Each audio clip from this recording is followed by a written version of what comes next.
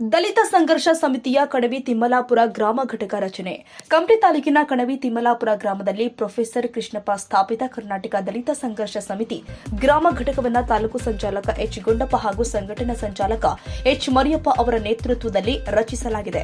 ಈ ವೇಳೆ ಗ್ರಾಮ ಘಟಕದ ಪದಾಧಿಕಾರಿಗಳಾಗಿ ಎಚ್ ಆಂಜನೇಯ ಅವರನ್ನ ಸಂಚಾಲಕರಾಗಿ ಆಯ್ಕೆ ಮಾಡಲಾಗಿದ್ದು, ಎಚ್ ತಾಯಪ್ಪ, ಎಚ್ ಶೇಖರ, ಎಚ್ ವೀರೇಶ್ ಹಾಗೂ ಎಚ್ ಹನುಮಂತಪ್ಪ ಅವರನ್ನ ಸಂಘಟನಾ ಸಂಚಾಲಕರಾಗಿ ನೇಮಕ ಮಾಡಲಾಗಿದೆ.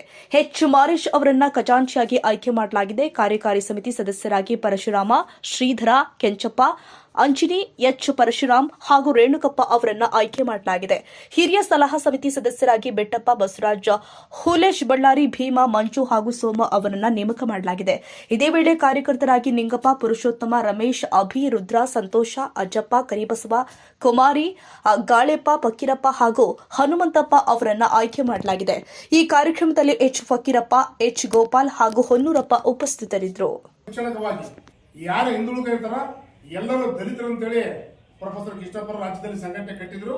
ಅದೇ ರೀತಿ ಇಲ್ಲಿವರೆಗೆ ಸಂಘಟನೆ ಕೂಡ ಎಲ್ಲ ಜಾತಿ ಜನಾಂಗದವರು ಕೂಡ ಇವತ್ತು ನಮ್ಮ ಬಳ್ಳಾರಿಯಲ್ಲಿ ಕೂಡ ಮುಂಡ್ರಿಗರ ಅನ್ನೋರ ಜೊತೆಗೆ ಎಲ್ಲ ಜಾತಿ ವರ್ಗದವರು, ಐನರ್ ಇರ್ಬೋದು, ಬ್ರಾಹ್ಮಣರು ಇರ್ಬೋದು, ಆಮೇಲೆ ಉಪ್ಪರು, ಕಬ್ಬರು, SC ST ಟೋಟಲ್ ಎಲ್ಲ ಜಾತಿ ಇವತ್ತು ನಮ್ಮ ಮುಂಡ್ರಿರಾಜನವರ ನಮ್ಮ DSS ಒಂದು ಟೀಮ್ ಅಲ್ಲಿ ಇದಾರ ಎಲ್ಲಿ ನಮ್ಮ ಜಿಲ್ಲಾ ಬಾಡಿಯಲ್ಲಿ. ಅದೇ ರೀತಿ ಕೂಡ ನಮ್ಮ ಒಂದು ಕಂಪ್ಲಿ ತಾಲೂಕು ಮಟ್ಟದಲ್ಲಿ ಕೂಡ ಎಲ್ಲ ಜಾತಿ ಜನಾಂಗದವರು ನಮ್ಮ ಸಂಘಟನೆಗೆ ಸೇರ್ಬೋದು. ಇದು ಒಲೆ ಮಾದಿಗರ ಸಂಘಟನೆ ಅಲ್ಲ, ಎಲ್ಲ ದುಡಿತಕ್ಕಂಥ ಎಲ್ಲ ವರ್ಗದವರು ದಲಿತರು ಅಂತೇಳಿ ನಮ್ಮ ಸಂಘಟನೆ ಸಿದ್ಧಾಂತ ಹೇಳ್ತದೆ. ಹಂಗಾಗಿ ಈ ಒಂದು ರಾಜ್ಯದಲ್ಲಿ ಮತ್ತು ನಮ್ಮ ತಾಲೂಕಿನಲ್ಲಿ ಸಂಘಟನೆಯನ್ನು ಬಲಪಡಿಸಿ ಜನರಿಗೆ ಕಷ್ಟ ಸುಖಕ್ಕೆ ಸ್ಪಂದಿಸಬೇಕು.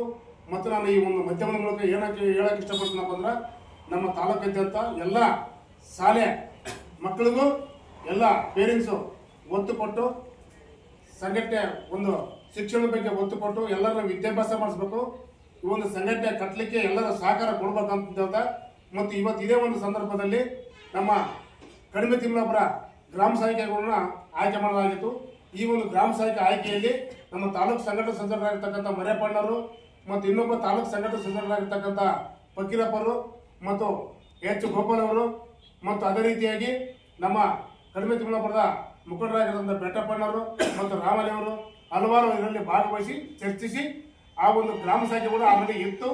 ಇವತ್ತು ಮತ್ತೆ ಪುನರ್ ಹೊಸ ಬಾಡಿಯನ್ನು ಆಯ್ಕೆ ಮಾಡಿ ಒಂದು ಪ್ರಕ್ರಿಯೆ ನಡೆದಿದೆ.